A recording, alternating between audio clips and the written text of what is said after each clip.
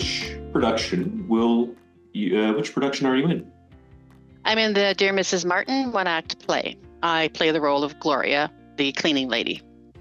Could you tell me a little bit about your character? Gloria is a charming woman who just is really open and caring and has no filters whatsoever. She kind of tells stories about her personal life to kind of keep the conversation going with her employer, who is Mrs. Martin. And as time passes, they become more friends than employee-employer. Okay. Do you think you could, without spoiling anything, go into the plot a little bit more? Well, Gloria is new to the position with Mr. and Mrs. Martin, and she's tells all about her children in anecdotal stories because, she leaves notes to the employer in the form of letters when they're trying to communicate about things that are needed or something that's going on, or she's making comments about things around the house that she sees. And then as time progresses, there's a family health matter that comes into play, and she plays a supportive role to her employer also in correspondence, and in some ways telling stories that in her family that will, be supportive and maybe make her employer feel better. And because her employer's friends really aren't that supportive, as she hears through the answering machine messages that are being received. And she just kind of fills that role for Barbara near the end, where she's just kind of giving her all the support she needs to move on past the tragedy. Okay. Now, one thing that I've learned through my interviews with the others so far is that these stories, these plays, these productions are actually falling into the drama category, and some of them can be pretty heavy hitting. Do you think the same applies to the production you're in?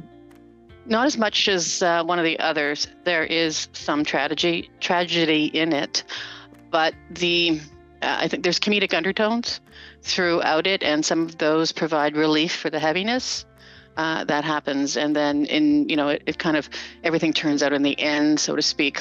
But yes, I think all three of the one acts have some level of realism in them that can be relatable to anybody who goes to see them. And that could be triggering in some ways, but it could also be therapeutic in others.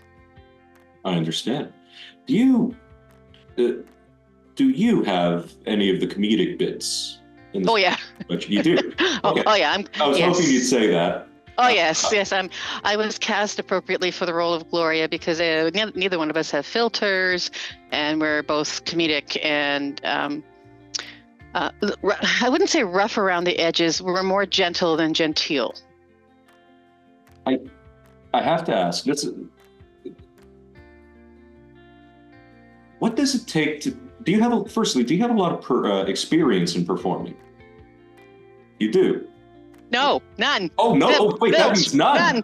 That means none. Yeah. I thought you were giving me the, okay. No. Not since high school.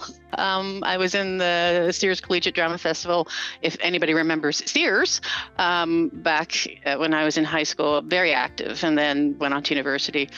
But I was an instructor. I taught college. I taught in the Ontario government courses that were quite boring and dull, like records management, conflict of interest, performance management. And in order to keep your learners entertained, engaged, you needed to find ways to do that. And sometimes levity was the only way you were going to get them to stay for the full day. Mm-hmm. What? Two questions. First, okay, so you say you have relatively zero experience here. What made you want to try out for this? Well, if you listen to my family, I've always been a wee bit of a drama queen. And if you listen to my colleagues, I am the comic relief in any meeting that we have. So I retired in February. I always said I would retire, but I wouldn't quit working. So I do have another job that I got. But I need to do something in the evenings. I need to keep my brain going and keep active. And I originally tried out for Jesus Christ Superstar, neither being able to sing or dance. That was probably aiming a little high. So when I saw the audition for this one, I said, oh, you know what? Nothing ventured, nothing gained. Don't ask, don't get. These are my mottos, and so I gave it a go. That's basically how it went for me for my first audition.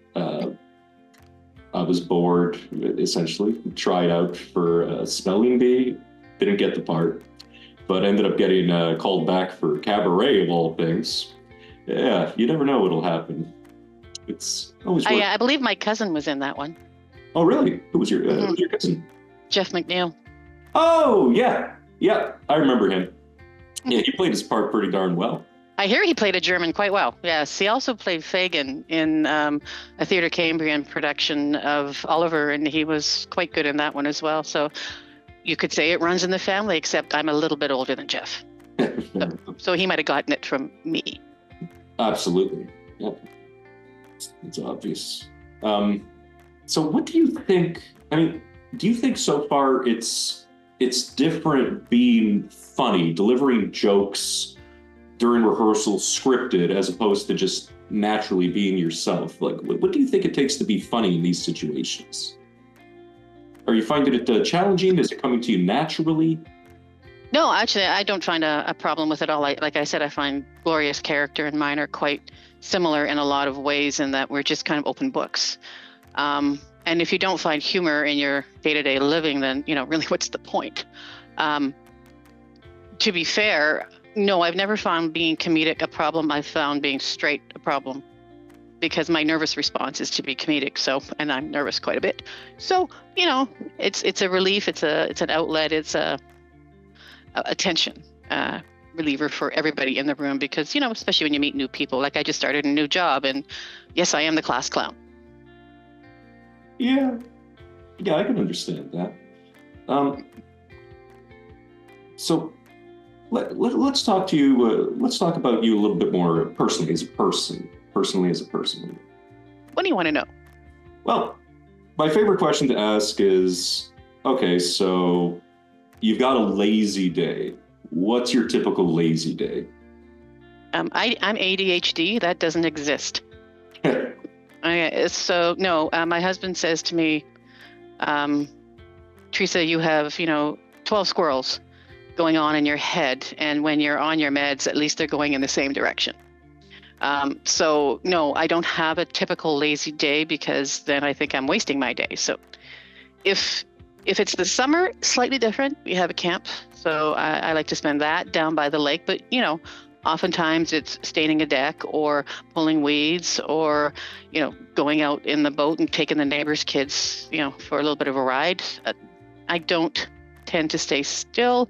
I'm also a crafter, sewing, painting, jewelry making, whatever thing catches my fancy at the time. So no, I don't have a lazy day. It doesn't exist in my vocabulary, much to my husband's chagrin.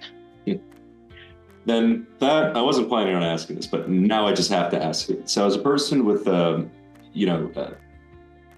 ADHD? Yes.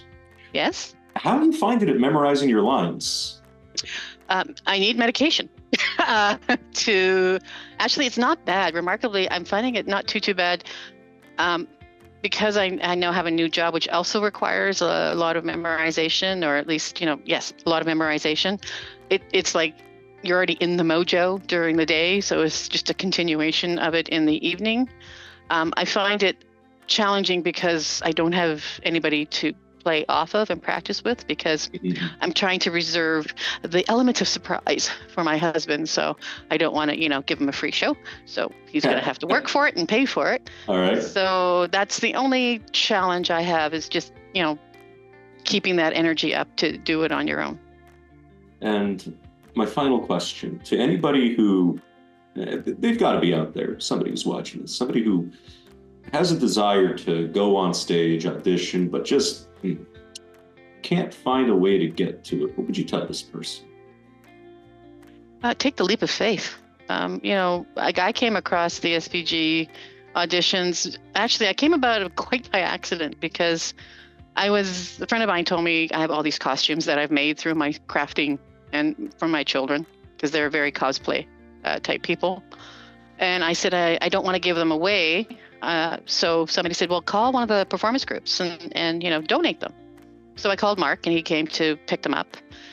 And we were talking about Jesus Christ Superstar, and I had relayed a story to him. And then, like the next day, because these are listening to you, the auditions for Jesus Christ Superstar came up on my phone, and I just, sometimes karma has a way of giving you the opportunity.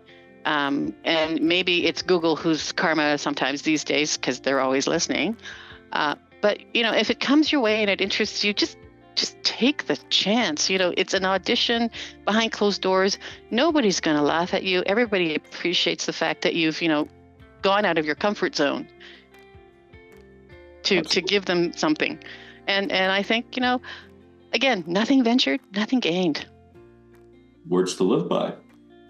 I wish we had more time, but unfortunately we don't. So we'll have to end it here. It was a pleasure chatting with you. And you as well.